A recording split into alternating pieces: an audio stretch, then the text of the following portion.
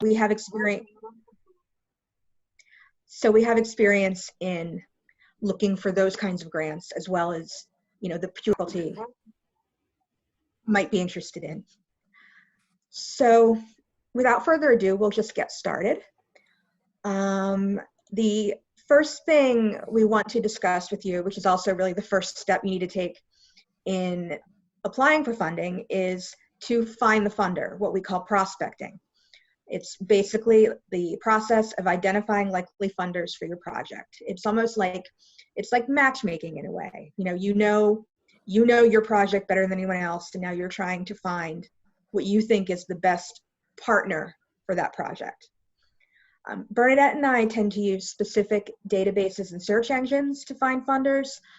Some of these we subscribe to, through Drexel, and some of these are available publicly. The one I'm going to be discussing in the next slide is Foundation Directory Online, and that's a subscription service, but I believe the Philadelphia Free Libraries offer access to it for free.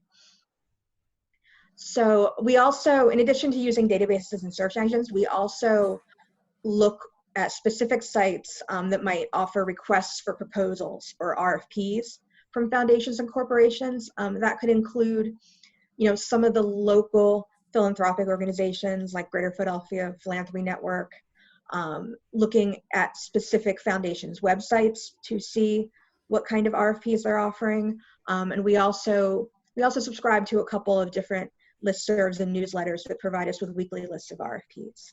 So there are a lot of different, Sorry, Brenna. No, it's okay. That's okay. So I just wanted to interrupt for a minute. So a lot of the foundations in Philadelphia really make it part of their mission to serve the smaller nonprofits throughout the region, and you can go to the website and sign up for their newsletter or their invitations to submit grants. And that's a great way, because they will include you. You just have to check your email and you get an invitation to apply. And it's usually usually a good opportunity. Yes. It's usually a good match because they like the Philly nonprofits. Mm-hmm. Yes. Actually, for example, if you all were to subscribe to the e-newsletter for the United Way of Greater Philadelphia, their regular email newsletter usually includes funding opportunities. So, and it's free. So that's one place that you might be able to start. So as you're searching for prospects, there are a few things to keep in mind to make sure that you are, identifying what, the best possible funder for your project, or what you hope will be the best possible funder. If you're using, a database or a search engine, or even if you're just Googling, look for keywords that relate to your mission and project. For example, if you are delivering, health services to a specific community, you might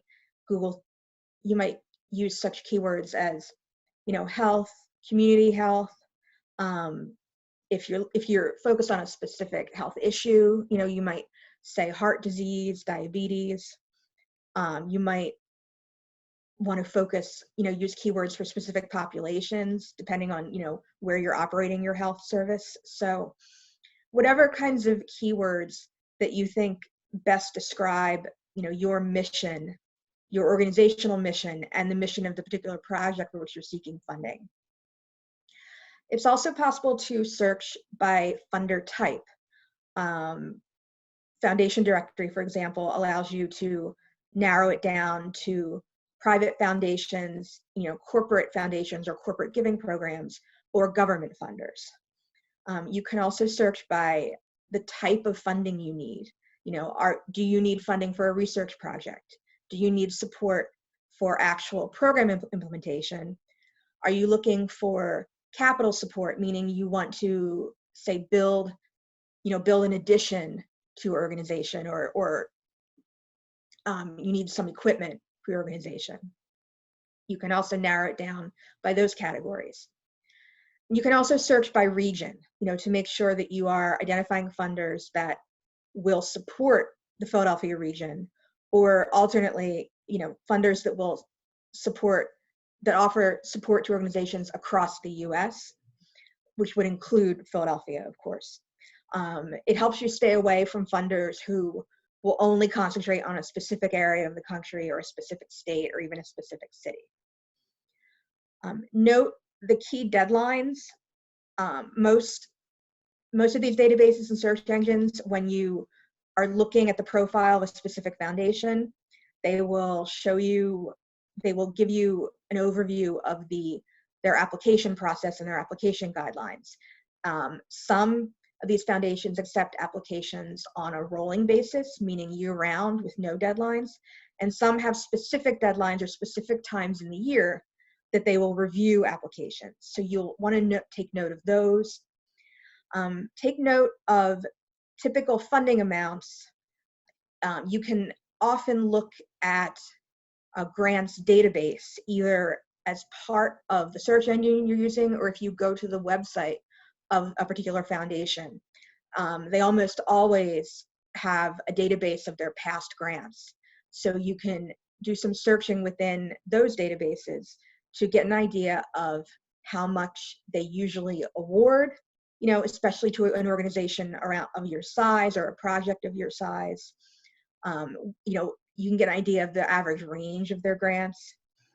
Brenna, we lost your audio. What? No one can hear me? Oh yeah, we can hear you now. You cut out for a minute. Oh, okay. I'm not sure why, but I'll keep an eye on it. Thanks, Lawrence. You can also take note of any funding restrictions that the foundation or the corporation might have. Geographic range, as I mentioned previously. Some foundations have restrictions on what size budget your organization needs to have in order to be supported. Sometimes you need to have, say, an organizational budget of $100,000 or above in order to be eligible for the application. And other funders, and Bernard and I have encountered this many times, they need you to have a budget like below 1 million in order to be eligible. So you'll want to pay special attention to that as well. And most funders and most requests for proposals do indicate this in their guidelines and in their FAQs. Another thing you'll want to look at is whether or not the funding opportunity is limited submission, meaning they will only allow one application from your organization, maybe per calendar year or per grant cycle. For smaller organizations, that might not be as big a concern, but for slightly larger to mid-sized organizations, when you come across a limited submission opportunity, you'll want to coordinate internally to make sure that no two people are trying to apply to that opportunity at the same time. You also want to take note, like I said, of the relevant grant making history. To whom have they given grants? Do you see a pattern in the types of organizations they are funding? Look at the key contacts, including staff and trustee names and profiles. It's a good way to identify can everyone still hear me? Okay. It's a good way to identify a possible contact or a connection with your organization. Maybe someone on your board of trustees knows someone on that foundation's staff or that foundation's board, or maybe maybe you've met one of these people at an event. Maybe you already know, like, there's a connection through another donor. It's always helpful if you are able to identify a connection. Then you might be able to speak with someone related to that foundation ahead of time before applying to kind of go over, your organization's mission, your goals, the project you'd like to fund, and get kind of a sense of whether this is something that the foundation is likely to support. So I'm going to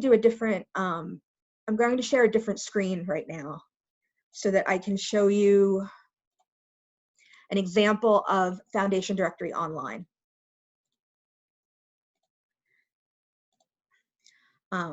Foundation Directory Online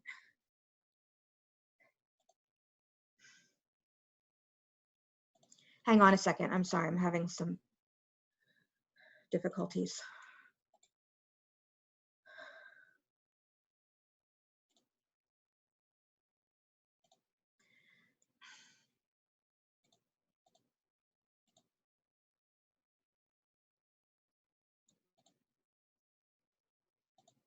Okay, so now I'm showing you the basic layout of Foundation Directory Online, which is one of the largest search databases in the country. It has, over 100,000, foundations, corporations, government funders for you to search through. So I'm just going to show you an example of what a typical foundation profile on Foundation Directory looks like. I'll start with the William Penn Foundation since they are local. So if you start typing in the organization name search bar, the name of the foundation will come up. And then when you click search, you'll be presented with the results of your search under several categories. Are you looking for William Penn Foundation as a grant maker? Are you looking for grants they've awarded? Are you looking for their grant recipients? So we're looking for them as a grant maker. And here's what a typical funder profile on Foundation Directory looks like. As you see here, there's a direct link to their website. This, you can see different maps here showing in what areas they are most likely to fund. They fund a lot in community and economic development, the environment, philanthropy, arts and culture, so you can get an idea of, how many grants they've awarded in total in these different areas.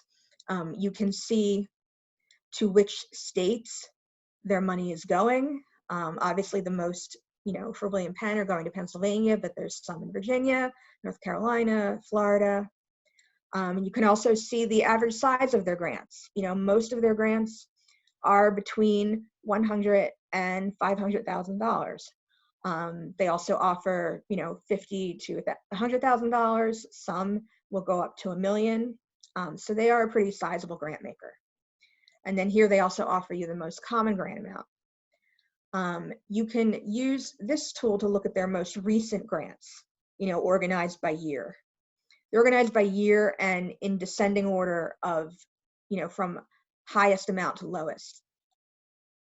So you can click through this to see, who they funded recently. When you click on the grant recipient, you'll get some more information about the specific grant. For example, like this grant to Citizens for Pennsylvania's Future was for a project called CW Advocacy Stream Designations. You can see the year, you can see the amount. So that can give you, more information about exactly what kind of projects they support. For the Education Law Center, they supported litigation for K-12 funding. And as you scroll down, you can see, their subjects of interest, their geographic focus, the population groups that they support, the kinds of support they offer, capital equipment, general, program evaluations, etc. Transaction types and organization types. Here's a brief summary of their purpose and activities. You can also get some background on the foundation. And this gives you a quick overview of their specific program areas. Again, when you're using a database engine like Foundation Directory and they offer a link to the foundation's actual website, you'll want to double check everything on the actual website first to make sure, especially because, since the coronavirus hit, a lot of foundations have updated their funding priorities to reflect the current situation and maybe redirect, some of their focus. So you'll just, when you have an opportunity to check the actual foundation's website, definitely do so. Foundation Directory also gives you other foundations similar to William Penn that you might want to look up. And now here, Here they offer the guidelines for applications. They like to start with a letter of inquiry, which we will be getting into later on in the presentation. You know, they tell you exactly what you need to do to fill out, to submit the LOI. You know, this is everything that you need to include. The initial approach, you know, is to complete a general inquiry form on their website. Here they give you the board meeting dates. So even though William Penn is not operating on on specific deadlines necessarily, their board meets during these months of the year. So you want to coordinate your application with the times that the board is meeting. Here's, you know, they give you some giving limitations. You know, limited to Greater Philadelphia, no support for sectarian lobbying, no grants for individuals, debt reduction, all of this good information to have. You can also take note of their total assets for the most recent fiscal year, you know, for the most recent fiscal year where they have information available, and the total giving for the most recent fiscal year for information available. And then here you can also check out 990 forms. 990 forms, and I'm sure like all of your nonprofits have their own 990 forms, so you know what these look like. This is another way to observe. It takes a little while to load, but this is another way that you can find out more about their grant making history. You know, if you keep scrolling down, they have a pretty robust 990, so it might take a while to get there, but you know, here's a list of all their board members. And now here we're getting into some information about their specific grants, you know, grantee's name, address, the purpose. So this is another good way of, you know, looking at a foundation's grant making history. So I'm just going to jump back quickly to the foundation directory's search engine, just to show you how we normally use it. So if we're looking for something in a specific subject area, like let's say we are looking for something in the area of arts and culture, but specifically for museums. So when you click on subject area, you get a drop down where you can go down to more specific areas, and you can click on the area that is most relevant to you. The geographic focus, if I start typing in Philadelphia, I'll get, you know, Philadelphia County, Philadelphia, we'll say Philadelphia County. Population served, you can break this down by age groups, ethnic groups, family relationships, religious groups, social and economic status. Let's say we are looking for, you know, programs that support at-risk youth. You don't need to put in an organization name. You don't necessarily need the location of the grant maker unless it's important to you. There are additional filters you can use if need be, like support strategy. You know, if you are looking specifically for program support, you can click that here. Organization type, again, if you are looking specifically for, if you have a specific kind of organization you want to look for, like a corporate giving program, you can use that here. And then if you have a keyword, you would enter it here, you know, whatever keyword works best for you. So now we'll click search.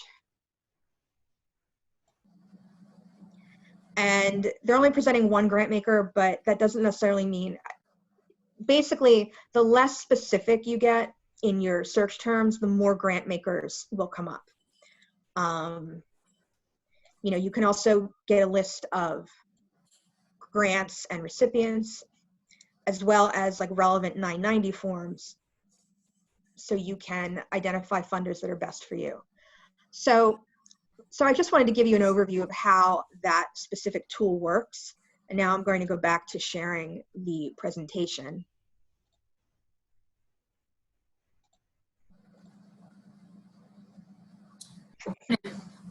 Just Bernadette, yeah. Yeah, for one item to mention is, if you know that there's a nonprofit out there that has a similar interest that you have, or supports, a similar target population, then you can always look up that nonprofit and see who is funding them. And not that you're going to be stealing their funders, but funders, they often like to fund, if they're funding, the Philadelphia School District, maybe they also want to fund some charter schools. So it's just a healthy way for you to look at another option. And I find it to be a really good one because it's like based on something that actually happens. So sometimes in their database, they might be presenting, they want to present themselves great in a certain light. But then if you look at who they're actually funding, it might be a little bit different just because they morphed in one direction over time or something. So it's just another way of trying to get some prospects. Mm-hmm. Thanks, Bernadette.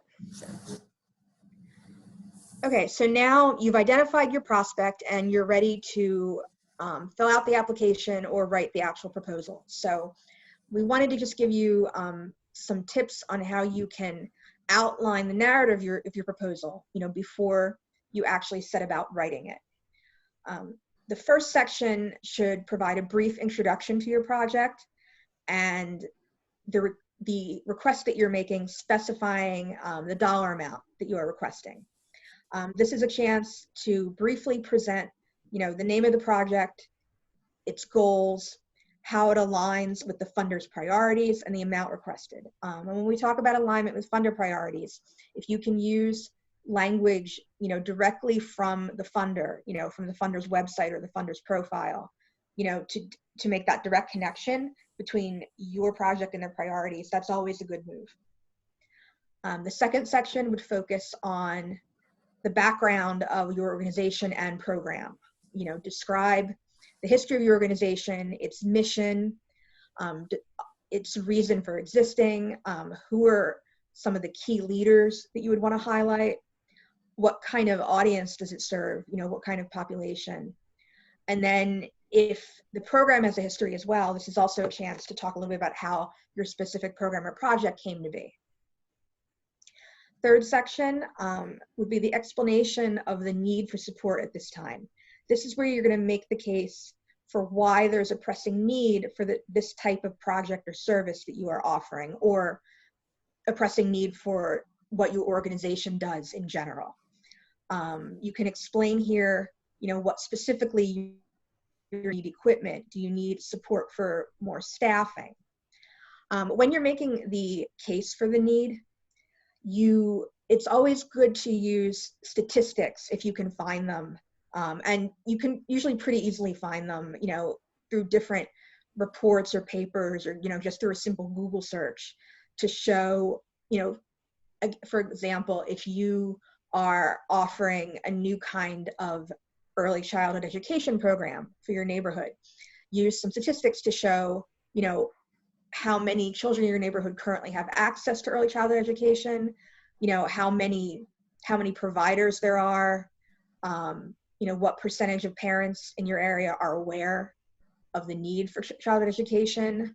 When you find these kinds of statistics, they always bolster your statement of need, with actual evidence, that something is currently lacking and you are the right person to fill that gap.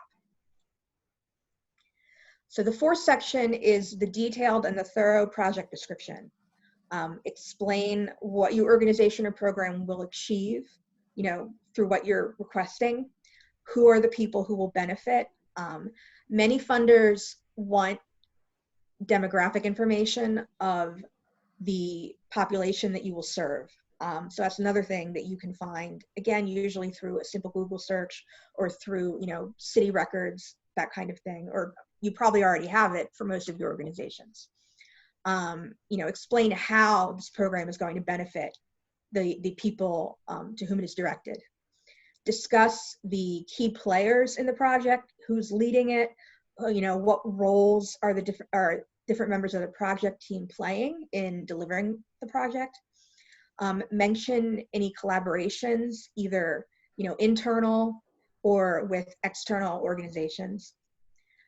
Describe your methodology for implementing the project. You know, what activities will be part of your implementation. You know, it helps to list them. You know, talk, and this is really important, talk about your anticipated outcomes and also how you are going to evaluate those outcomes. All funders want to know how you are going to assess the success of your program. So this is the place to talk about, you know, the outcomes that you want to result from this project. You know, for example, 90% of children will be enrolled in a high quality, you know, early childhood center, something along those lines. And then describe the methods that you're going to use to, you know, assess that outcome and ensure that you have achieved it. You also, this is the part where you also want to include your timeline for implementing the project. You know, whether it's a one-year grant or multi-year, you know, sometimes it helps to break it down by months, you know, or by month ranges to show like what's going to get done when. A lot of times for a timeline, you can use a chart because usually these proposals will have a specific length requirement, like they can't be longer than 5 or 10 pages. So if you start running out of time, a chart is a good way to combine a lot of information in a small amount of space. So with the timeline, you might look at quarters of the year and who is going to do what. So you might just have 4 boxes or 5 boxes that say, you know, first quarter, so-and-so is going to be involved, and this is what they're going to do. Let's just try to keep it simple, but it condenses. Section 5 is the budget overview, and Bernadette will get into more details about that in the next slide. But basically, you know, it's explaining the cost of implementing the project, reiterate how much you're requesting, and describe, you know, exactly how you're going to use the funds. Finally, you want to end with just a succinct and compelling closing statement, again summarizing the case for support, offer to provide more details, and also to meet or speak with the funder as needed. And we always like to finish up by thanking them for their consideration of our proposal. So I'm going to turn over to Bernadette now to talk more about, oh, I'm sorry, one more slide. Regarding the narrative. Make sure these questions are answered clearly and succinctly as you're developing your proposal narrative. What do you want to do? How much will it cost? How much time will it take? How does this proposed project relate to the funder's priorities? Again, you can use language from the funder to make that connection. What's already been done in your field? And how is your project going to advance the work that's already been done in the field? On the flip side, what makes your project distinctive from similar efforts by other organizations? You know, why are you unique? You know, you want to make the case that the funder is not just going to be supporting the same effort, just implemented by a different organization. What is your plan for implementing and accomplishing the project goals and outcomes? And as I mentioned before, how will the results be evaluated? This is really one of the most important parts of a proposal narrative. At every private foundation wants their grantees to have, you know, a comprehensive evaluation plan for their project. And also think about what is the ultimate impact your project is going to have on your field, on your organization, on the neighborhood or the clients you serve, you know, whatever fits in that box. You'll want to answer that question as best you can as well. And now I will turn it over to Bernadette, who will talk more about letters of intent, cover letters, and preparing budgets. Hi. So a letter of intent, it's called often called an LOI or a letter of interest. It can be like a mini proposal, but it can also be less formal than a mini proposal. So you want to make sure that you read over the website of the foundation to see, you know, if they have any specific guidelines for the letter of intent. Sometimes they'll just say, write a 2-page letter. There's this one foundation that we deal with every year, and all they say is write a 2-page letter summarizing your need or something. So if they leave it wide open, then you really have to scour back to their website, and or else some summary of, could be from the Foundation Center summary. But basically do a little research to see what specifically they fund and make sure you're describing that in your letter. Mm-hmm. But in a way, it's a great opportunity for you. You don't have to write a whole proposal, and you get some feedback to see if this is what they are interested in or not. Whereas if you're writing a whole proposal, it's going to be a lot more of your time invested, a week or two. It'll help you get your foot in the door with less time investment. And it's usually 1 to 2 pages. Only like the really big foundations might be a little longer. I think Pew usually asks for like 5 pages, isn't it, Brian? Yeah, that's right.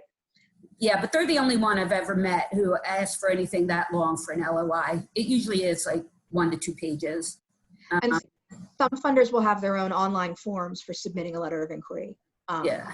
With character counts and things like that, which is something else to consider. Yeah, they might want you to say, 2 sentences on your agency's history and 2 sentences on your mission. And, you just have to see what they ask for. But a lot of times it is less formal, and you can include, it is a letter. So you start out saying who you are, but you can also include things like, 3 of our clients have a history of domestic abuse, and,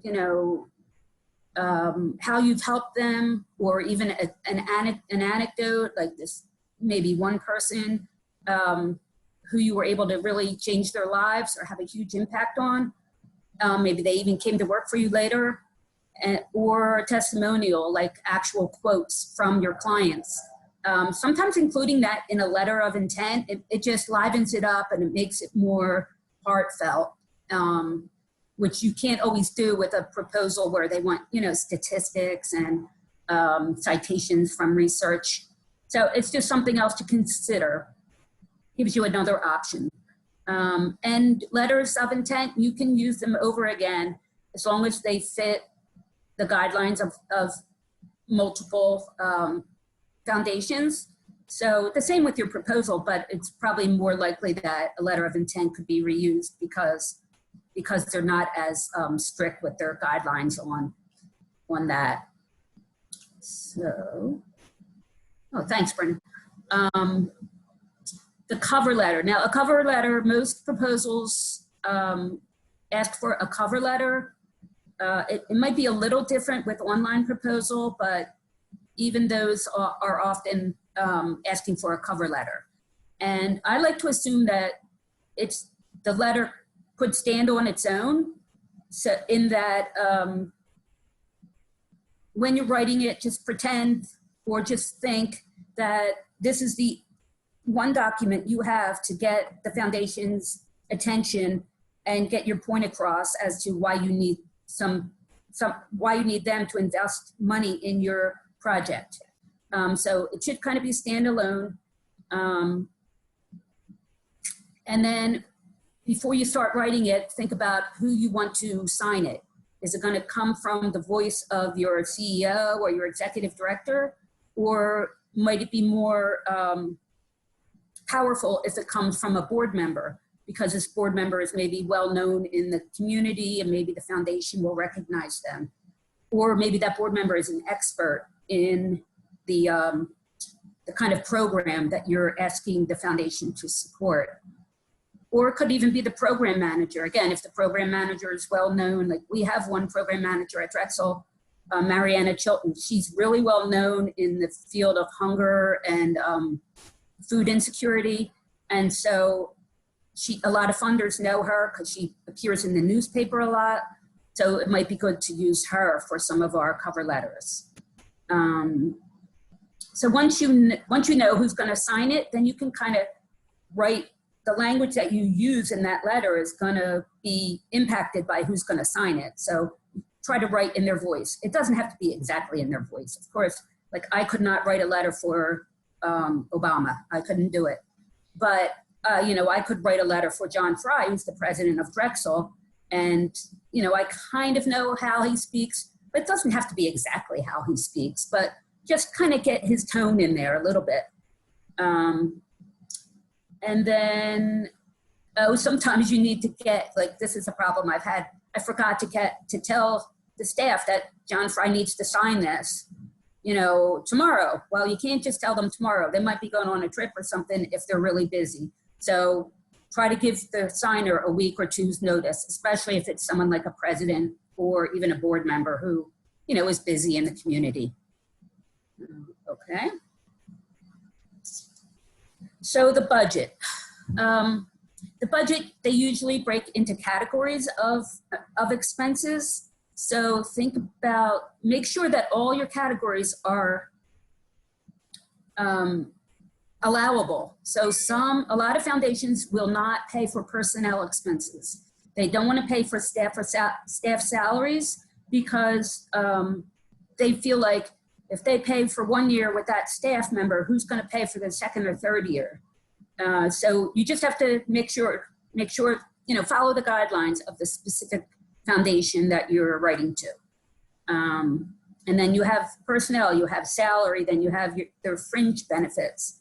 You could be like one foundation recently, they let us put in the budget the some of the taxes that we have to pay for that staff member, but they wouldn't let us put in like vacation days or health insurance.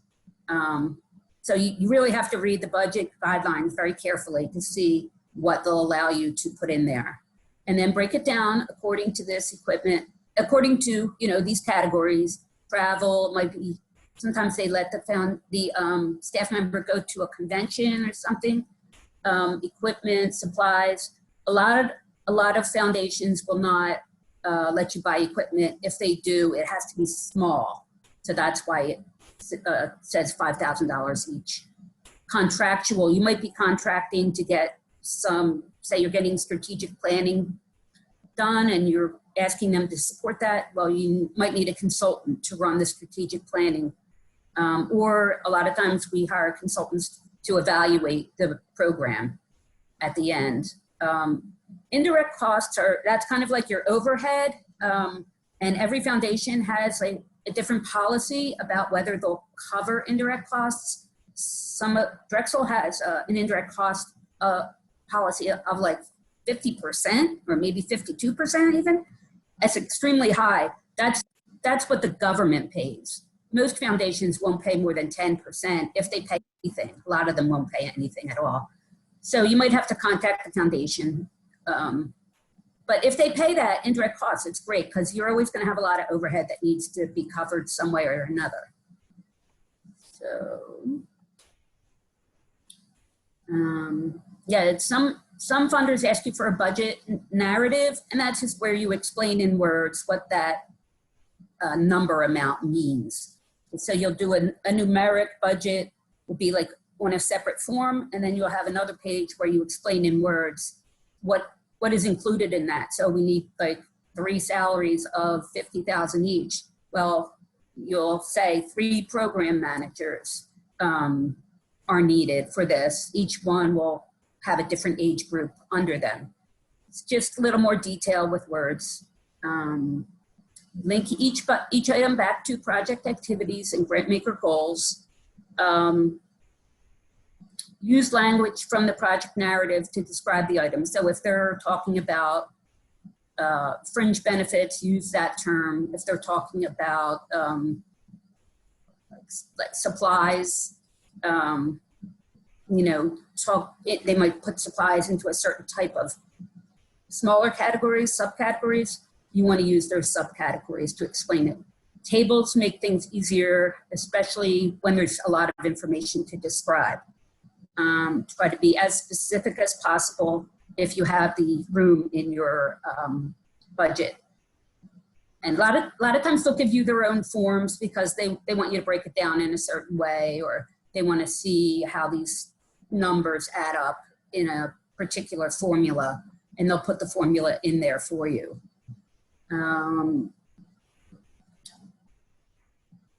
Brenda, do you want to read that? I don't know do we have time? Read the example? Yeah. Right. So this is just an example of, you know, being specific when describing an item in your budget narrative. We will contract with an independent professional evaluation service to conduct a rigorous program evaluation to verify impact and results as outlined in the evaluation plan. This cost is estimated at $100 an hour and includes 200 hours of work plus $5,000 in travel costs associated with the 2 site visits during the grant term. Total $25,000. So if you can be that specific in your budget narrative, please do. Okay. So we just want to provide you with links to some additional resources. I believe everyone will get a copy of this PowerPoint presentation, so you'll be able, to take this with you. Here's a link to Foundation Center online, Foundation Directory online. GuideStar is an organization, a free search database where you can look up a lot of funders' 990 forms if you're trying to get a sense of either grant making history or who's on their board. Philanthropy Network of Greater Philadelphia is a great networking and informational tool for the region. They also include funding opportunities, webinars, meet the funder events. Nonprofit News Quarterly is a good news site to keep abreast of what's happening in the nonprofit world. Nonprofit Center at LaSalle, again, like Philanthropy Network, a great source of networking, a great source of webinars and information. Grant Space by Candid offers a lot of different, mini courses in grant writing, preparing budgets, prospecting, some of the things that we talked about here, but you can sort of do them at your own pace. And then, of course, Drexel Edits, which Lawrence oversees, Center for Supportive Nonprofit Communications, can be extremely helpful to you, as well as the nonprofit network at Goodwin. So we encourage you to use both whenever possible, to help you in developing, your communications and your outreach to funders. So I'm going to stop sharing now, and I think we will open it up to questions. Okay, thank you very much, ladies. Before we move to the Q&A session, just want to make sure that once I can get a copy of the presentation, I'll make sure that everybody gets distributed to them. Absolutely, I'll send it to you as soon as we're done here. Great, thank you very much. Okay, so what I'd like to ask everybody to do is, if you have a question, type it in the chat section, and then I'll be able to read the question from that. That way I don't have everybody talking over each other. So if those of you who know how to use the program, down at the bottom of your screen, some options will pop up. One of those options being chat or polls or things of that nature. So you can click on the chat and enter your questions in. I see someone had a question about whether Drexel staff departments have access to Foundation Directory. Some do, like our department does. It really depends on if the specific department has subscribed to the service. Does the Drexel Library have any access? They used to, but I don't know if they still do because it got expensive. I don't know if they still do, but Drexel Library does have access to a service called Pivot. It's called ProQuest Pivot, and that's free. You can get to it through the Drexel Library website, and you can use that to do like really advanced searches for upcoming funding opportunities and rolling funding opportunities. Yeah, you might want to start with Google. I mean, sometimes we forget, Brenna and I, like in our team, sometimes we forget that you can find a lot out online just using Google. You can put in funding domestic abuse or funding homelessness, and it's amazing what will come up. You just have to be able to rule out, some of it, news stories or whatever, but you'll get some foundations, you'll get announcements about, say, Project Home getting a grant from the Pew Center or the Pew Foundation. So it's a good way to start. And also just go to some of the Philadelphia foundations. There are lists of them. Every year the Inquirer publishes that list. Oh, right, of the of the top It's the, foundations in it's the the area. Business Journal, the Philadelphia Business Journal. Yeah. published a Yeah, list you can of- find that online too. You can just say top 25 Philadelphia foundations, and you should. And corporations, like Yeah. corporate giving. Comcast. Look at the big ones first, and I think Pew and Barra are some good ones. William Penn. I'm thinking of like one set like broad that would fit a lot of different categories. I'd like to Let add me, that the Drexel Library subscribes to Nonprofit Times and Nonprofit Quarterly. and also let me just add, for those of you who may not have been in the Beachell Family Learning Center, we actually have access to a lot of the library content through the computers we have there. So once we can actually open up again and have access to that infrastructure, that's a way for people to have access to do, because we have those things built in so that local people can get research done at a place within the community. And that can be invaluable for any number of corporations or entrepreneurs or nonprofit organizations. So make sure you guys make a note of that, and I'll make a note of it to let you guys know when we open up again that that's something that you can look forward to. I see a question here. To subscribe to the database for grants, is it a fee associated, or it varies individually for each database?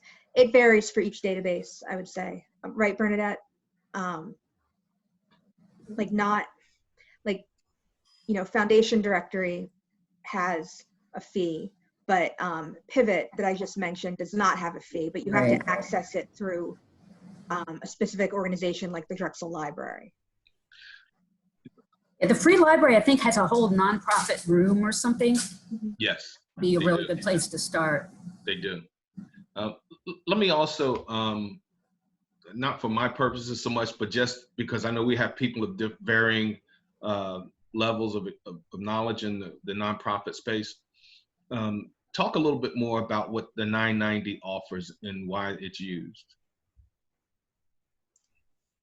So the 990 is a tax document that every organization that has a budget, I don't know if it's every single nonprofit or not, but it's the majority of them need to fill it out and submit it to like the IRS.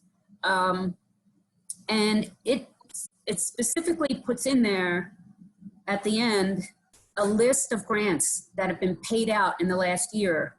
They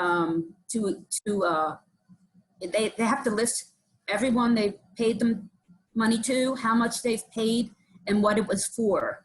Now, some foundations do condense this information and just say operations and programs. So it doesn't tell you too much what it's been paid for, but it'll tell you the exact amount of every grant they paid, which is a lot. It's good information to go on if you're trying to figure out whether to submit to that foundation or not. I usually just look at like the last 2 to 3 years, see who they've. If it's a foundation I don't know that much about, I'll start by looking at their 990 because it's reality. It's not just what they say or the picture they want to present to the public. It's what they're actually doing. And maybe they say they don't fund education, but here they gave money to 5 different schools. If it's just one different school, maybe it's because they have a personal relationship. But if it's 5 different schools, then maybe they do fund education. They just don't want to announce it to everyone.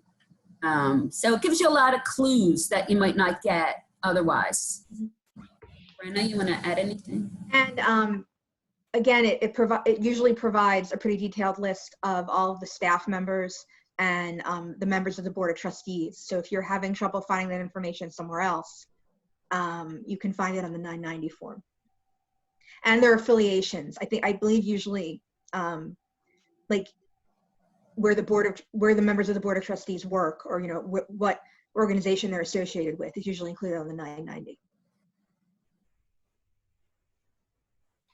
Kevin, was there anything you wanted to add? No, I think you guys pretty much covered it. I specifically, when I'm doing the research, I look at it just like what you said, in order to understand what that organization is actually doing, especially from corporate giving, because you can pretty much see, like, let's say, for instance, a Comcast. When you look at their 990, you will see what groups of, if their strategy is, okay, they want to go to school districts, then you'll see how much money they're giving to school districts and how that money gets distributed. Or if it's going to Boys and Girls Fund, or if it's going to the Boy Scouts of America. And seeing that, I think, makes it a lot easier for you to understand how well your organization fits into their giving. So thank you for that.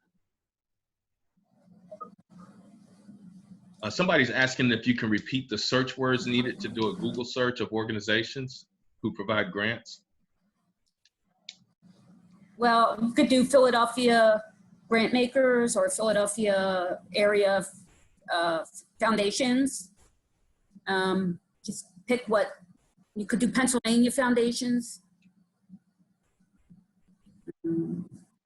Or top. And somebody else asked, do you need to already be an established business acknowledged by the government to apply for grants? 9 times out of 10, you need to be an established 501c3 nonprofit. And many funders, as part of their application process, will ask you to send a copy of your 501c3 certification letter. If so you don't, yeah. Yeah, so that's really, yeah. Go on. If you don't have your 501c3, and it's like it is a little process. You can usually get one if you work with a lawyer, and it takes maybe 6 months to get one, or even shorter sometimes. But if you don't have one, you can always partner with another organization that already has one. Mm-hmm. It's called Fiscal Sponsor. Fiscal Sponsor, thank you. They're sponsoring you, and the foundation will ask for their 501c3 mm-hmm. and how you guys are affiliated, how you different foundations are affiliated. And also, doesn't the fiscal sponsor expect to get a percentage of whatever monies that they're managing for you? I don't know. Well, I think the grant would have to live in the fiscal sponsor's account, an account with the fiscal sponsor, because we've done this with Drexel. The fiscal sponsor is responsible for just overseeing the grant account and making sure the funds are distributed, but you, the applicant, will still have access to those funds to be able to spend them as you need to. It's just right. They're going to be housed in the fiscal sponsor's account, fiscal office. Good. Somebody also asked, do they have grants available for programs like working gardens or city farms? Oh, totally. Mm-hmm. Matter of fact, locally, we have the Horticultural Society that does mm-hmm. a good job with that. I don't know if you're familiar with others, but I am familiar with them. Yeah. And there are some, that's something that might also fit with some of what William Penn's doing, especially if the conversion of the lot has any relation to maybe stormwater issues, or water management. A lot of environmental foundations would be interested in that kind of thing. A lot of foundations that focus on nutrition. RWJ, Robert Wood Johnson Foundation, is often interested in those type of activities. And also some health-related companies like Aetna used to be interested in that kind of thing as well, in urban gardening, urban farms. Okay, somebody asked a really good question. I'd like to know the answer to this. Is a grant program someplace to find seed or startup funds for your 501c3? You mean to start the organization? I'm assuming that's what they're asking. Yeah. So that's tricky because, again, when we talk about funding limitations, there are some foundations who don't want to support seed funds. They want to support an established organization or program. But then there are some, like BARA is an example, where all they want to do is provide seed funds. They want to fund something that's new and daring and innovative and untested.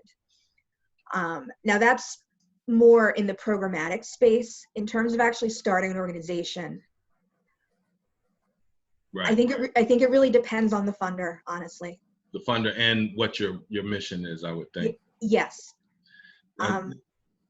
So Yeah, you because- mentioned established. It's been my experience, and tell me what ways are there around having an appealing grant submission if you have less than 3 years that your organization has been open? Because a lot of times they're asking for 1 to 3 years of historical data, funding, things like that, right? Yeah. A lot of times you can piggyback off the reputation of your board leaders. So what you're looking for is establishing some type of legitimacy, authenticity, credibility. So if you have either board members who are well known in the community, or else if you've done, or even program officers or an executive director who has achieved certain things, maybe they're a PhD and they have published in this field or have done community work already, you could emphasize that. That's where I would start. You could also talk about your staff members' experience in the field you're pursuing. Even if the nonprofit is new, the staff came from somewhere and presumably has some experience in doing the kind of projects that you want to do. So you can also talk about, individual qualifications and individual histories in these fields. Great. All right. If there's no more questions, I want to ask one final question of everybody in the group. Now, once again, at the bottom, there's a button that says reactions. And I would like everybody to give me either a thumbs up or hand clap to say that this was valuable information and that you would like to have us continue to offer these classes in the future, because we do have more of the classes coming up. And I want to make sure that we're heading down the right road. If there's any type, and I will be sending out a survey to everyone afterwards to say, to ask you for your feedback and to tell us what topics you would like to see us offer in the future.